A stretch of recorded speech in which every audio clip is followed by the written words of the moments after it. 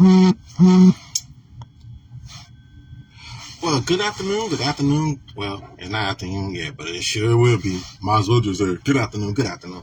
How y'all doing this afternoon? This is your one and only Facebook minister, Minister Eric Robinson. G stepped on here today. It's Monday. You know how I do. It's been a little minute. I haven't been on social media for a good week, so I come on here to drop a little encouraging word, but at the same time, still keep it 1K with you.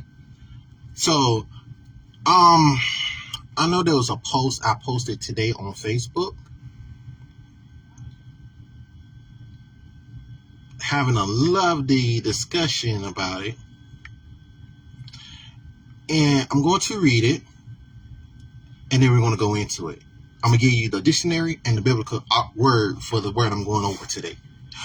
Obligation. All right. But I put it in a way on Facebook saying to keep this in mind before you pursue a person. You can't make someone be ready for what you're ready for. And you're not obligated to wait around for them to make up their freaking minds. I'm going to read that again. But keep this in mind before you pursue someone. You can't make someone ready for what you're ready for. And you're not obligated to wait around for them to make up their freaking minds.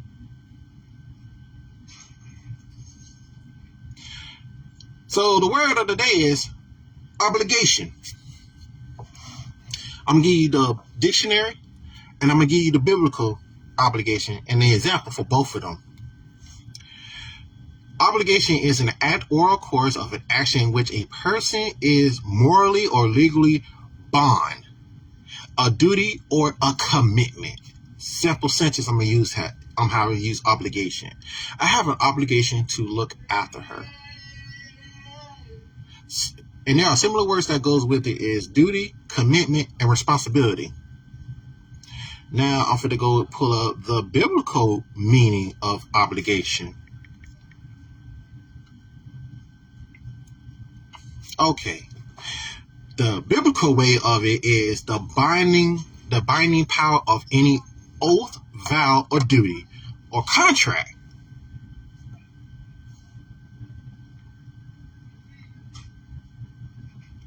I'm going to read it more like this. Here's the spiritual, here's the biblical. It is the responsibility of any society to initiate, nurture, foster, encourage spirituality amongst its members because that forms the core of the civilization. An individual's persona has three dimensions: body, mind, and soul.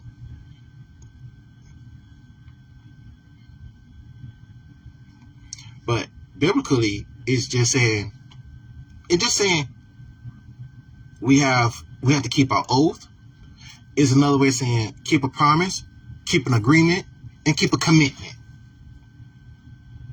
That's what they're saying. So, what I'm coming to you, I'm saying this, it's the fact of, in that one I just read, let me go back to it. We can't make people ready for what we want or what we desire. We can't. We cannot force or make somebody ready for something that we're ready for. If we're ready for a commitment, or we're ready for a relationship, we're ready for a marriage, we're ready for it, then we know we're ready. But as far as us trying to make a force or make somebody ready for something we're not, it's not going to be genuine, and they're going to not be on board with it. But at the same time, if they're not ready for it, we have to respect that wish. But at the same time, where in the blue and the obligation do I need to wait on you to get your freaking mind together? Why do I need to wait around for you to get together to say, oh, you're ready to be committed?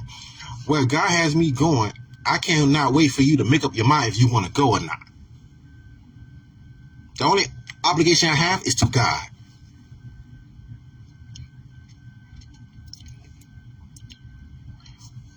The only other person I have obligation to is God. You cannot make somebody ready for what you're ready for. You cannot, if you're ready to move to another level, you can't wait for somebody to make up their mind for them to go to that level with you. And so you're ready for a commitment. You're ready for to be the one owner. You want to ready for all this stuff.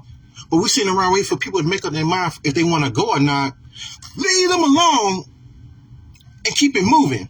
You're not obligated to wait around for them to make up their freaking minds to see if they want to elevate their life, for them to become a better version of themselves, for them to change some things about their life, for them to live a more comfortable life.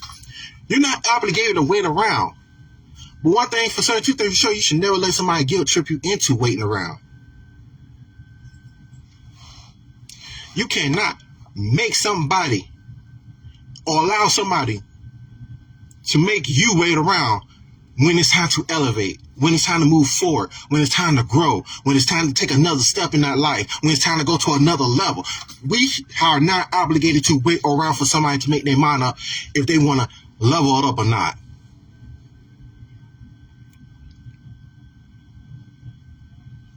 We're not.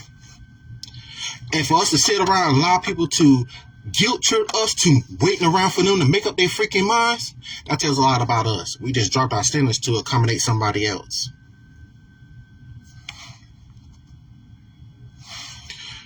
We just allow somebody to guilt trip us to make us wait around.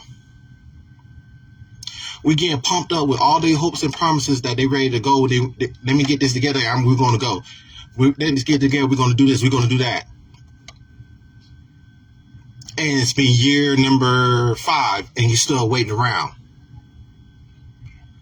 So you just allow somebody to hinder your growth. You allow somebody to hinder what God has assigned you to do, and to elevate and just go out to the nation and to elevate in Him. You just allow somebody to hinder your growth. You just allow somebody to hinder your relationship with God. You just allow somebody just to hinder your relationship. You allow somebody to disrupt your relationship for what? Somebody who's not ready to elevate, somebody who's not ready to have that relationship, for somebody who's not ready to grow, somebody who's not ready to move up and want the better things of life, but at the same time, like the better things of life that they hinder us. You're not obligated to wait around. If you made the agreement or the commitment, that's one thing. But at the same time, that'll really be on you. If you even make a silly assumption of, I'm going to wait around for you to grow. Oh, I'm going to wait around. No, I'm not.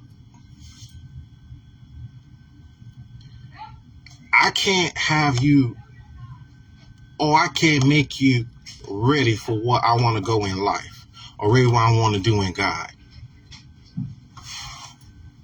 Cannot, will not. But then we sit around in our life, we sit at home, even to ourselves at times, wondering, why am I not growing? Why I'm not manifesting anything? Easy, because of the fact that you let the wrong people stun your growth. We let the wrong people make us feel like we're obligated to wait for them. Just like I just read. You can't make somebody ready for what you're ready for.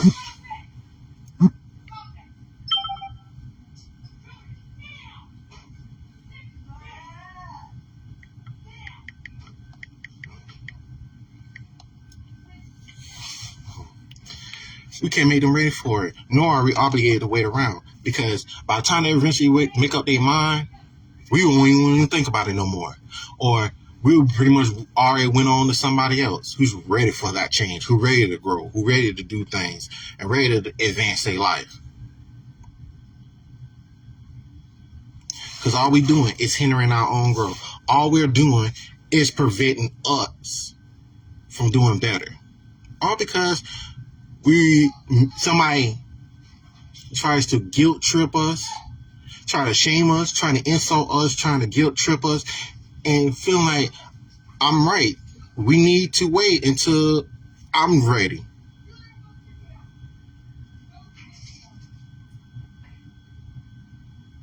I see, like one of my students giving my co-workers a run for their money.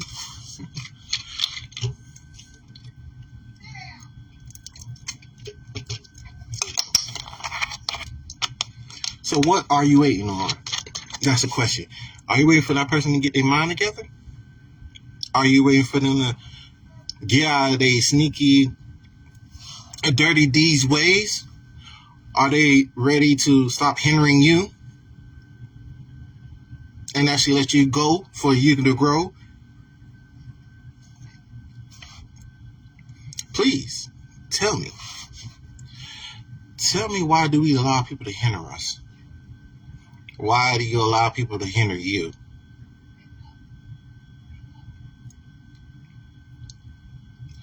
Why do we give people so many chances to a point that the more chances we give, the lack of respect they have for us? Why? For them to continue doing what they're doing all the way to a point that they disrespect you. And the thing about it, why do we allow people to disrespect us? Why we do allow people to constantly do these things to us? Because they're not exactly where they're at, where they need to be at in life. Obviously, I say, well, I'm not there yet, but I'm getting there.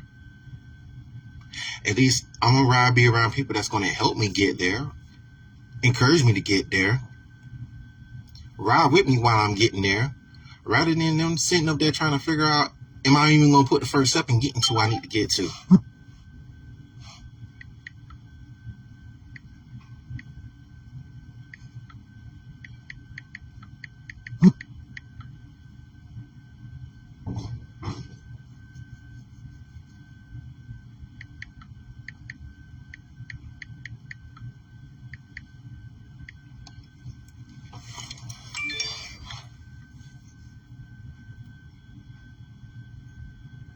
So, you got to think about it. You got to keep this in mind. You have to know your worth. You have to know that if you're not ready to do something different, if you're not ready to be willing to let people go, if we're not willing to, if we're not willing to stop allowing people to guilt trip us, if we're not willing to stop allowing people to shame us, insult us, guilt trip us from us elevating and moving forward, then all we're going to do is, all we're going to be continuing doing is having a woulda, coulda, shoulda moments, but didn't do it because of. And then we blame everybody else. I could have been doing this. I could have been doing that. But you do. We blame everybody else rather than taking the initiative of ourselves to break loose and say, well, if you're not ready to do this, let me go. Let me go. Don't hinder me. I'm not obligated to wait. Tell yourself, I'm not obligated to wait for someone to get their act together. I'm not obligated for me to wait for you to make up your freaking mind about what you want and what you want to do. If this ain't what you want, let me know. I keep it moving and find somebody else who wants to. If you don't want to do this, if you don't want this with me, if you don't want to do this with me, all you have to say is, no, I can't do this and I don't want to do this with you. Let me go and let me let me grow and be with someone else who wants to grow. Let me be around somebody who wants to do positive things. Let me be around people who wants to elevate, who want to have that spiritual relationship with God. Let me go. Because I'm not going to be staying around waiting for somebody to get their act together, for them to want to do something better with themselves, for somebody to continue to want to do positive things, want to grow together. Why are you trying to guilt trip me into staying when I don't want to stay? When the fact that you don't want to grow. Why would I allow somebody to continue be around people who continue to hinder me, then see me elevate and grow? Even for example, okay, some people may have issues with their credit. Nobody never thought about it. Nobody wants to talk about it. But yeah, there are people who still working on their credit score. Don't be ashamed of it. Everybody go through them things in life. But at the same time, at least you're taking steps to working on getting things together in your life. And not allow somebody else to hinder and give you excuses why you can't do it. You're being hindered. You're allowing these people who you said, oh, that's my boo cool buddy. That's my man. That's my lady. if these people ain't pouring into you to encourage you, and you're not getting the exact same thing in return, if they're not reciprocating as much as you're pouring out, why are you letting them? Why are you letting them make you feel obligated to pour into them while they can't pour nothing into you?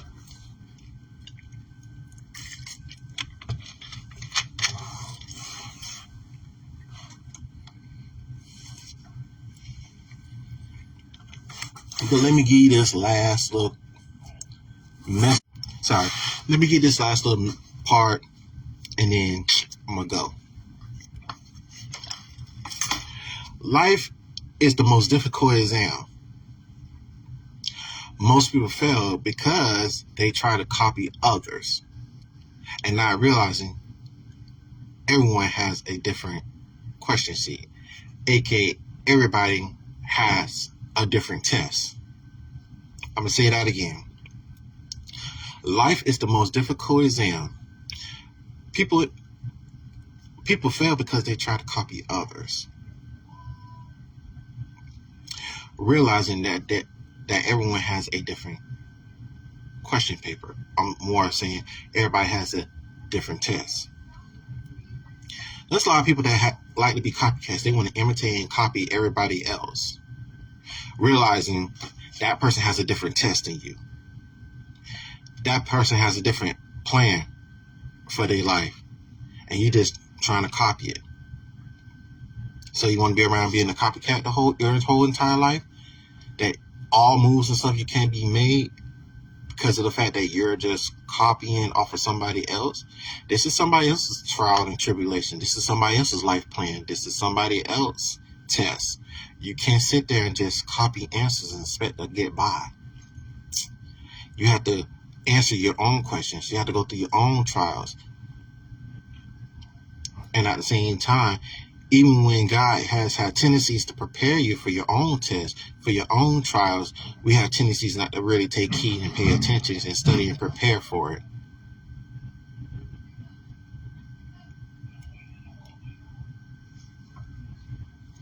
Because all we're doing is just copying somebody else's test and hoping that we pass.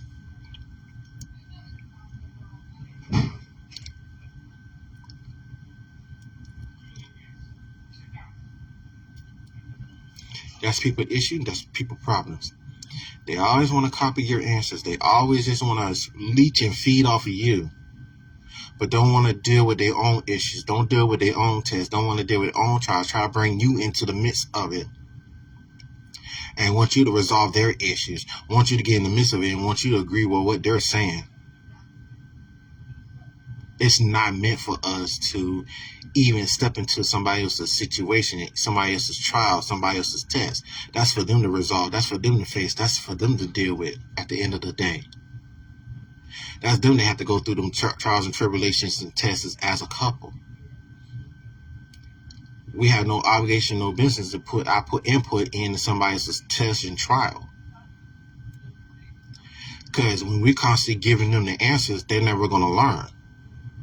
When we're constantly doing everything for them, they're never going to learn. They're never going to appreciate. They're never going to get the comprehension and understanding that sometimes you have to really find out, observe, and learn things for yourself instead of always expecting and depending on and anticipating that everybody else giving them the answers.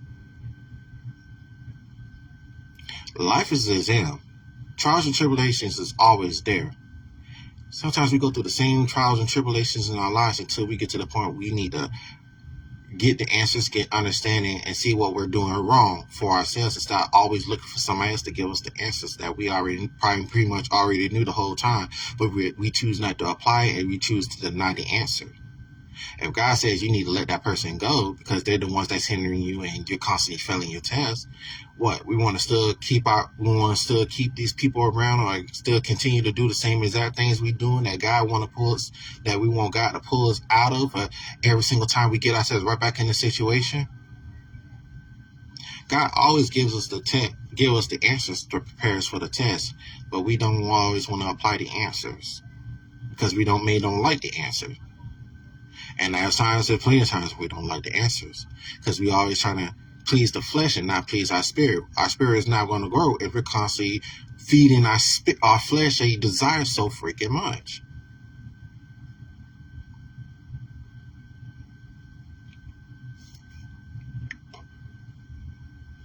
That what hurts, and that will put people in jacked up situations that they don't need to be in, and they wonder how in the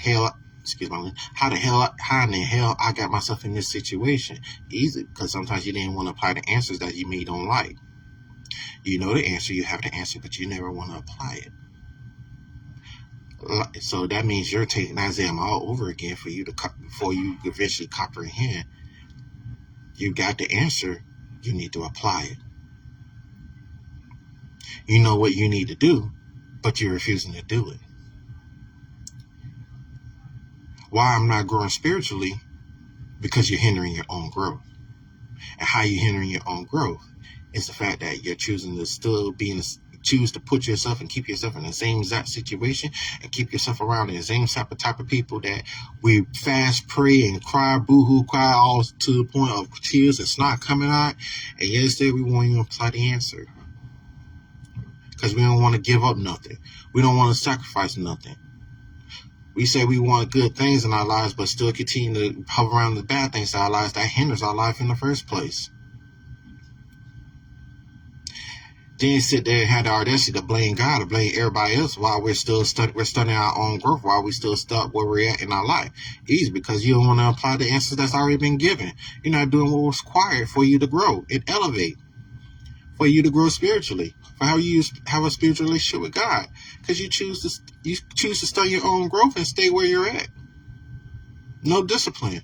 But get mad at everybody else for studying your growth. No, get mad at yourself because you allow them people to study your growth. Oops. Then you want to come on then we have people come on social media and try to blame everybody else and put their business on blast. Like, people, being honest, like people really care. It's entertainment. No, they entertain and say, oh, dang, they got it worse than me. They going through it. Worse than me.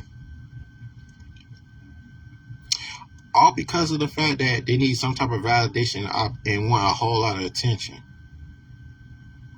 But get mad when somebody tell them about themselves and giving the answer or telling them exactly what they need to know and what they don't want to, what they need to know and not what they want to know. We get hurt by the things that we see. We get hurt by the things that we are hypnotized by. Jesus help me. Okay. We get hurt. We get hypnotized by the things that look good on the outer appearance, but get hurt by the things that we don't see. And you're like, Mr. Eric, what do you mean by what we don't? Everything may look good. It's just like, just because it glitz and glam like gold doesn't mean it's gold. Just because the grass, you may seem like the grass is green on the other side, it's not always guaranteed to be greener. Because you think you see something good, it's going to be a better situation. We get hurt by the things that we don't know. It may look good, it may be a good situation, but what the hell do you know about the situation? People often get hurt by the things that they don't know. Even worse, when they know about it and just don't give a care. People often get hurt by things that they don't know. What they seem to may be good, but don't get hurt by what they don't know. And some people get hurt even if they know about it and they need to leave it alone. They're just too addicted to let it go. It's just like a drug. It's just like a drug addict who got a drug problem. They're addicted to the drug. They're addicted to crack, the cocaine. They're addicted to drinking alcohol. They're addicted. It's an addiction. So you get to a point you get addicted to a toxic situation because it may look good on the outside, but it may not be good mentally for me on the inside because it's hurting me. While my flesh is enjoying it, my mental and my spiritual mentality is getting hurt by the toxic situation. And there you have it. We often hurt ourselves because we choose not to leave it alone. We choose not to leave it alone. We choose to keep it because of the fact that it's a toxic situation and it may be good for our flesh, but it hurts us at the end. We may think it's going to treat us right, but it is not going to treat us right.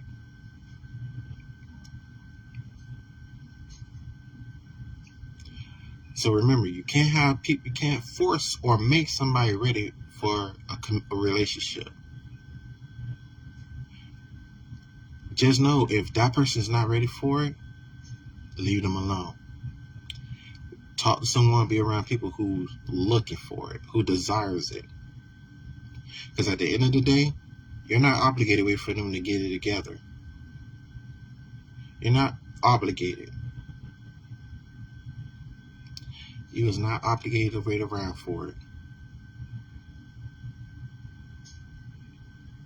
And we shouldn't allow nobody to make us feel bad for leaving, or make us feel bad to make us feel that we're obligated to wait on them. This is your one and only Facebook minister, Minister Eric Robinson Jr. That's our heart-to-heart talk for today. I like to wrap my sentence saying I love y'all. I appreciate you. Thank you for the hearts, likes, and shares and comments. Y'all have a God bless morning, afternoon, evening, and night. God bless y'all. Love y'all. Remember, you're not obligated to wait for someone to get their life together. If they're not ready, you're not obligated to wait for them. Because all you're doing is wasting your time, your energy, and your love on somebody who don't really want it. Enjoy the rest of your day. Peace.